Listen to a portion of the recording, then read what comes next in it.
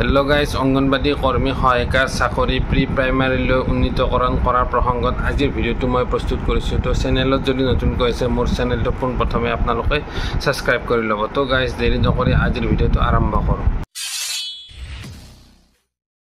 নমস্কাৰ গাইজ, মই মোৰ ইউটিউব চেনেল নিউ ড্ৰিম ব্লগলৈ আপোনালোকক স্বাগতম জনাইছোঁ। আশা কৰোঁ সকলো ভালে কুশলে আছে। অংগনবাদী কৰ্মী সহায়িকা চাকৰি প্ৰি প্ৰাইমাৰীলৈ উন্নীতকৰণ কৰা হ'ব, কিয়নো প্ৰতিখন গাঁও বা চুবুৰীতে অংগনবাদী চেণ্টাৰসমূহ স্থাপন কৰা হৈছিলে আৰু এই অংগনবাদী চেণ্টাৰসমূহ চলি আছে বৰ্তমান।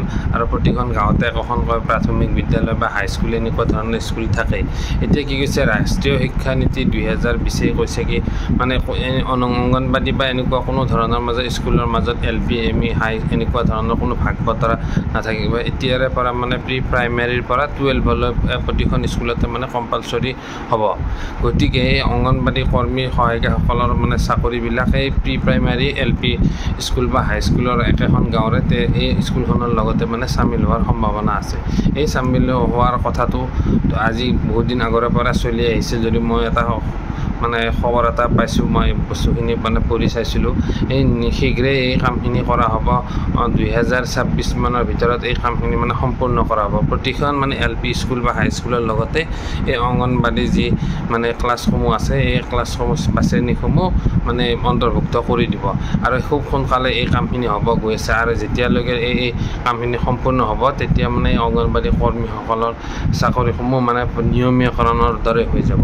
আৰু এতিয়া যিহেতু তেওঁলোকৰ দৰমহা বৃদ্ধিৰ কথাটো কৈ আছে, তেতিয়া হেনো চৰকাৰে এনেকুৱা এটা কম মজুৰিত এতিয়া ইমান এটা ডাঙৰ কাম হাতত লৈছে, যিহেতু এই কম পইচাৰে তেওঁলোকক খটাব নোৱাৰিব। গতিকে অট'মেটিকেলি ক'বলৈ গ'লে অংগনবাদী কৰ্মীসকলৰ চাকৰি প্ৰায় নিয়মীয়াকৰণৰে দৰে হৈ যাব। নিয়মীয়াকৰণেই হ'ব আৰু এটা চাকৰিৰ দৰে তেওঁলোকে মৰ্যাদা লাভ কৰিব, পেঞ্চন পাব, গ্ৰেচুইটি পাব আৰু লগতে তেওঁলোকে মাহিলী দৰমহা স্কেলত লাভ কৰিব। এচাম মানুহে মোৰ এই ভিডিঅ'টো সম্পূৰ্ণ মিছা বুলি তেওঁলোকে কমেণ্ট কৰিব বা তেওঁলোকে ক'ব, কিন্তু এই ভিডিঅ'টো কোনো ধৰণৰ মিছা বাতৰি নহয়। এই ভিডিঅ'টো প্ৰায় সঁচা, 100% সঁচা। 2026 মানত এই কামখিনি হ'ব আৰু 2020 ৰাষ্ট্ৰীয় শিক্ষানীতি ইতিমধ্যে লাগু হৈছে। তেতিয়ালৈকে আপোনালোকে চাই থাকিব এই কথাখিনি, মোৰ কথাখিনি সত্য নে অসত্য। গতিকে আজিৰ ভিডিঅ'টো মই ইমানতে সমাপ্ত কৰিছোঁ। এই ভিডিঅ'টো পাৰিলে আপোনালোকে শ্বেয়াৰ কৰক আৰু মোৰ চেনেলটো ছাবস্ক্ৰাইব কৰি ল'ব। আৰু ভাল ভিডিঅ' মই আপোনালোকৰ মাজত লৈ আনিব চেষ্টা কৰিম। তেতিয়ালৈকে চাই থাকক নিউ ড্ৰিম ব্লগ।